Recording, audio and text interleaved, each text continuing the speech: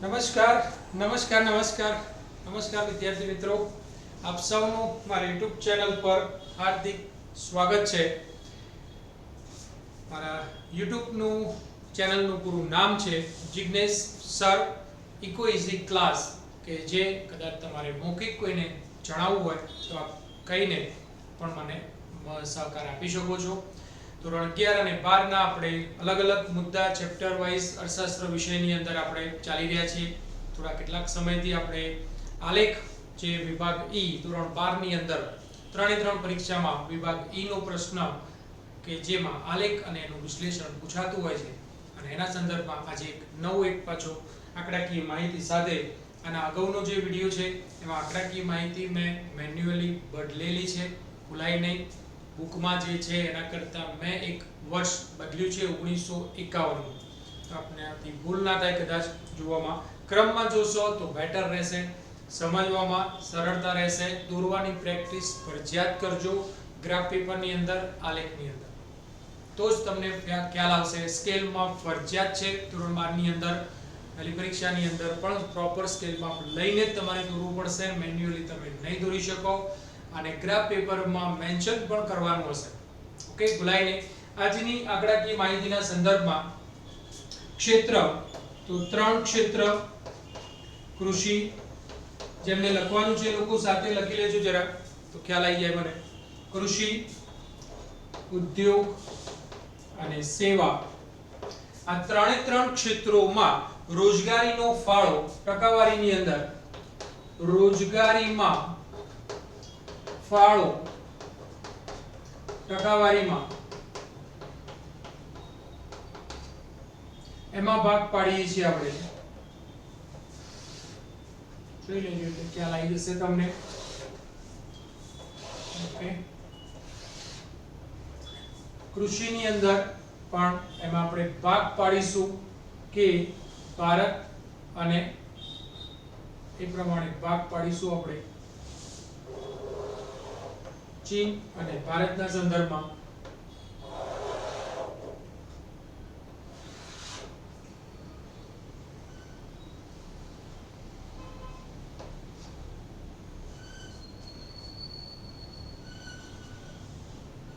અહીંયા રહેશે ચીન, અહીંયા રહેશે ભારત. કોમન ભારત. ચીનની અંદર 50% રોજગારીમાં ફાળો કૃષિ ક્ષેત્રમાં, ભારતમાં 60.5, ત્યાર પછી ઉદ્યોગ ક્ષેત્રની અંદર 22% જેટલું ચાઇનાની અંદર રોજગારીમાં ફાળો, જ્યારે ગુજરાતની અંદર 22 ને સામે 16.8% જેટલો રોજગારીમાં ફાળો. સેવા ક્ષેત્રમાં 28% ચાઇનાની અંદર, જ્યારે ભારતની અંદર 74 સમથિંગ છે 22.7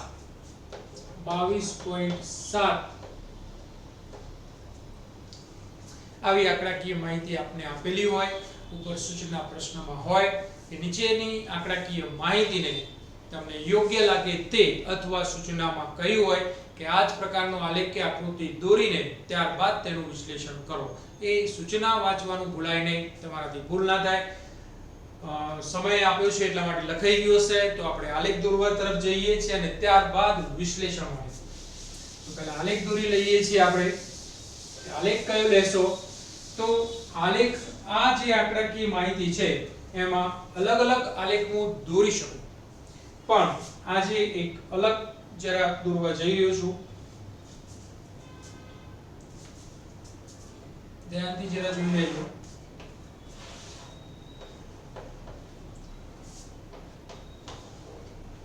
x ધરી પર જો બે રીતે લઈ શકાશે. ક્ષેત્ર પણ લઈ શકો છો આપ, અને દેશ પણ લઈ શકો છો, પણ જે x ધરી ઉપર લો છો એ પ્રમાણે તમારે સંજ્ઞા સૂચિમાં ફેરફાર કરવાનું રહેશે. જેમ કે અહીંયા સમજવા માટે હું લઈશું અહીંયા ક્ષેત્ર, x ધરી ઉપર ક્ષેત્ર, જે મને આપેલી છે આંકડાકીય માહિતી, આપણને જે ક્વેશ્ચનમાં પૂછેલી છે એને પ્રાયોરિટી આપું. તો x ધરી પર ક્ષેત્ર, y ધરી પર રોજગારીમાં ફાળો ટકાવારીમાં.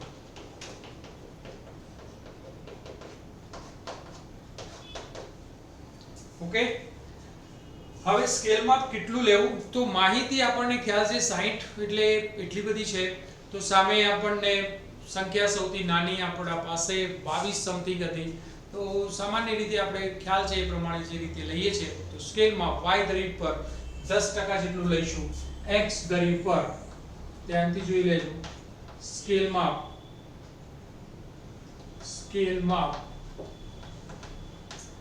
x દરી પર વર્ષ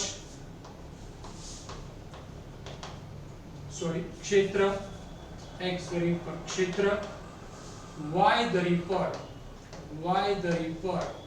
1 સેમી બરાબર 10% લઈ લઉં છું. કારણ કે આજે હું દોરવા જઈ રહ્યો છું વિભાજિત સ્તંભાકૃતિ.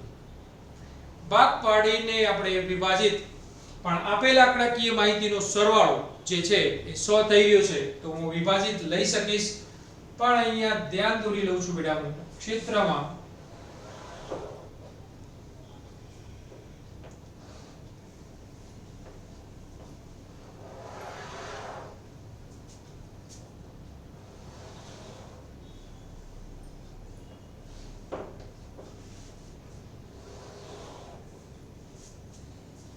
અહીંયા બદલી દઉં છું એટલે તમને અનુકૂળતા રહેશે. દેશ લઈ લઉં છું, બીજી રીતે પણ દોરી શકાશે એવું જરૂરી નથી.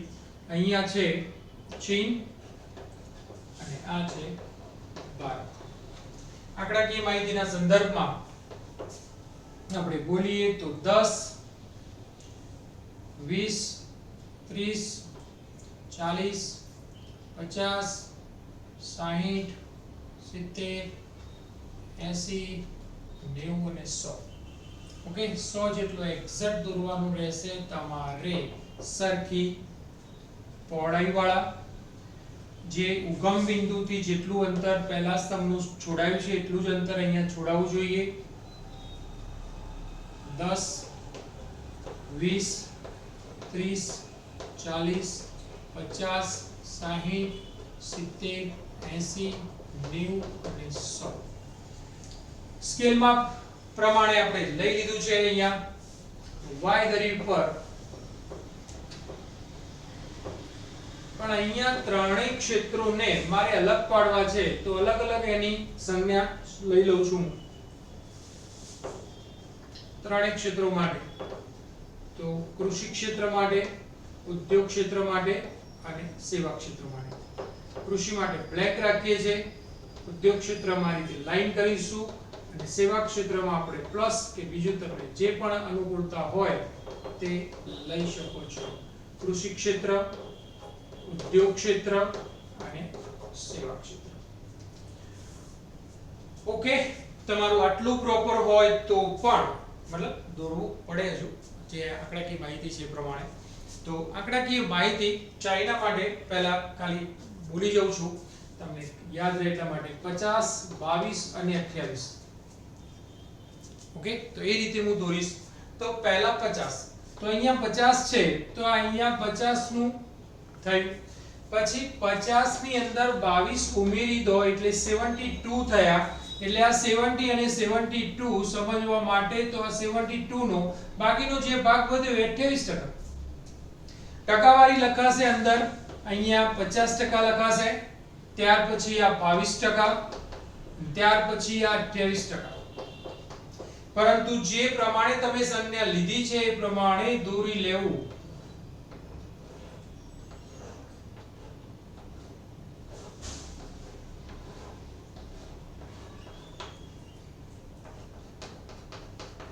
અહીંયા તમને આ પ્રોપર ખ્યાલ આવવો જોઈએ.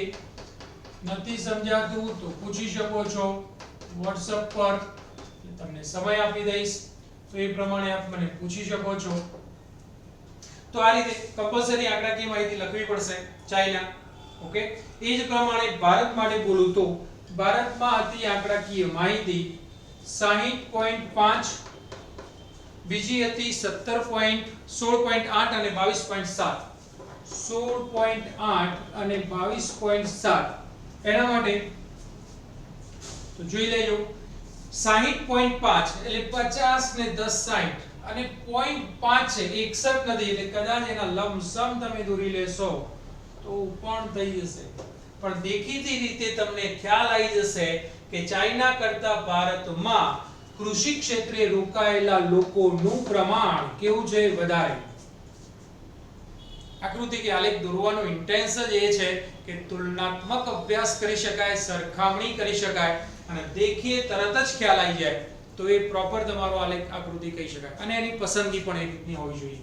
ત્યાર પછી 16.8 એટલે 8 ને 5 13 1 6 ને 1 7 અને 6 ને 1 7 77.3 ત્યાં દોરવાનું રહેશે મારે. 77.3 લંબસમ દોરી લઉં છું અને બાકીનો જે વધ્યો 22.7% એટલે અહીંયા 16.8% ઉદ્યોગ ક્ષેત્રમાં અને 22.7% જેટલા લોકો સેવા ક્ષેત્રમાં રોકાયેલા છે.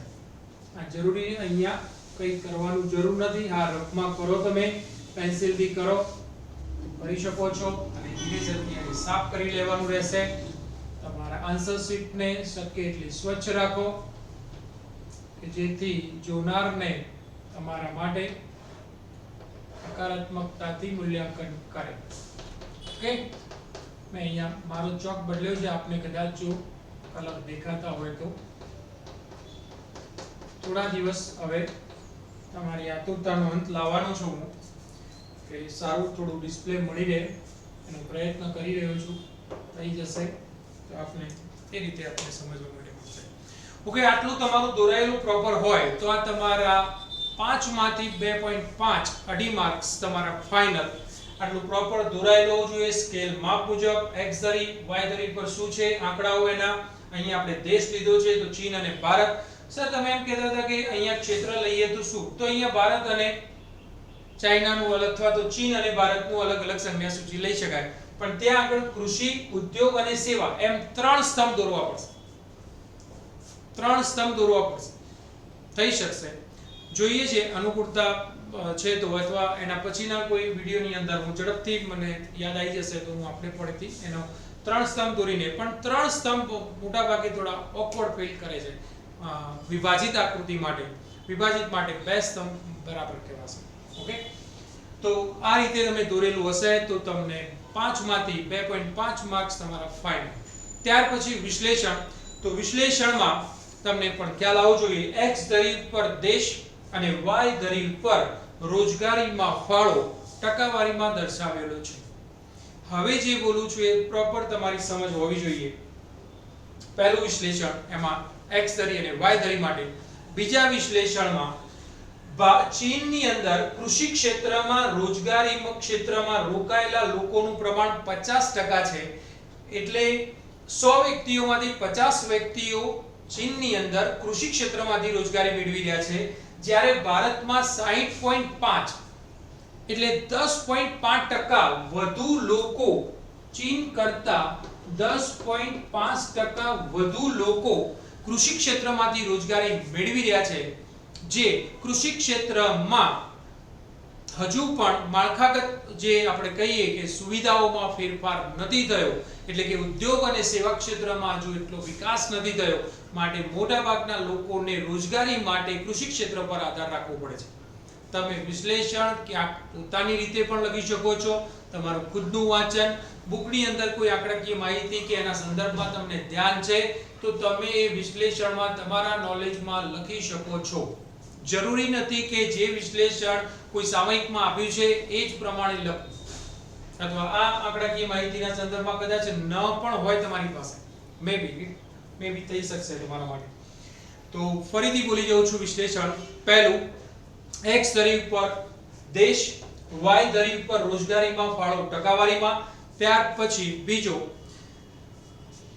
ચાઇનાની અંદર કૃષિ ક્ષેત્રમાં રોકાયેલા લોકોનું પ્રમાણ 50% છે અને ભારતમાં 60.5% છે, એટલે કે ચીન કરતા ભારતમાં 10.5% વધુ લોકો રોજગારી માટે કૃષિ ક્ષેત્ર પર આધાર રાખે છે, નિર્ભર છે.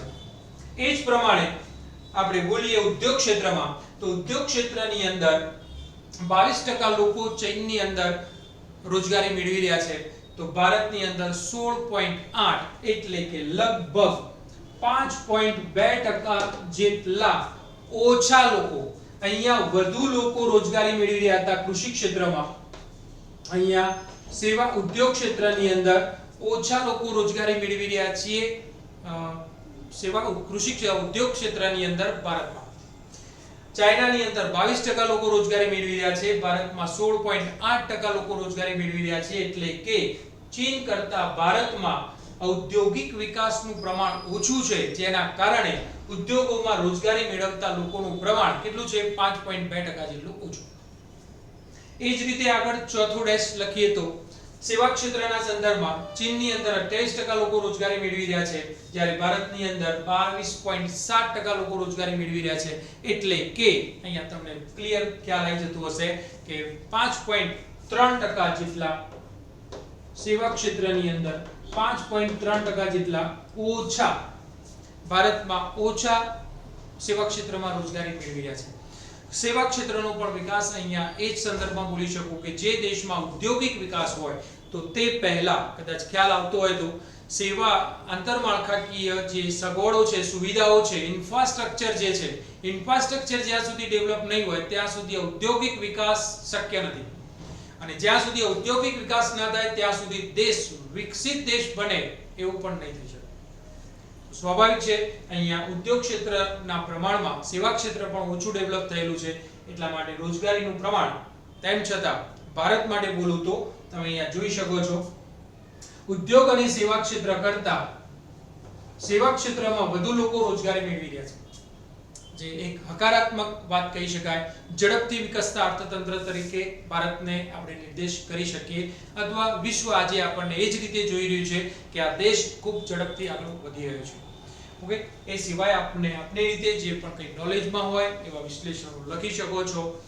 આપ સૌના માટે જો પણ કદાચ એકાદ મને વૃતાંશના સંદર્ભમાં એક છે ઈચ્છા, તો વૃતાંશ માટેનું પણ થોડું આંકડાકીય માહિતી સાથે એના દોરવાની સાથે ટકાની અંશમાં ફેરવવાની ગણતરીના સાથે આપણે એક વિડીયો હજુ પણ એક કદાચ એના રેફરન્સમાં મૂકી લઈશું.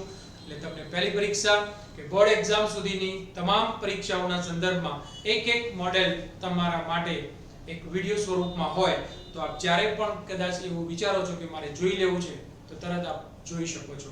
અને જે રીતે મને સબસ્ક્રાઇબ કરાવવા માટે, શેર કરવા માટે, લાઈક કરવા માટે જે પણ સહકાર મળી રહ્યો છે એ કન્ટિન્યુ આપ તરફથી સતત મને મળતો રહે એવી અપેક્ષા સાથે અહીંયા અટકાવું છું. આપ તમામ વિદ્યાર્થીઓનો 11મા 12મા અગાઉના ભણી ગયેલા વિદ્યાર્થીઓનો, એમના વાલીઓનો ખૂબ ખૂબ ધન્યવાદ. Thank you.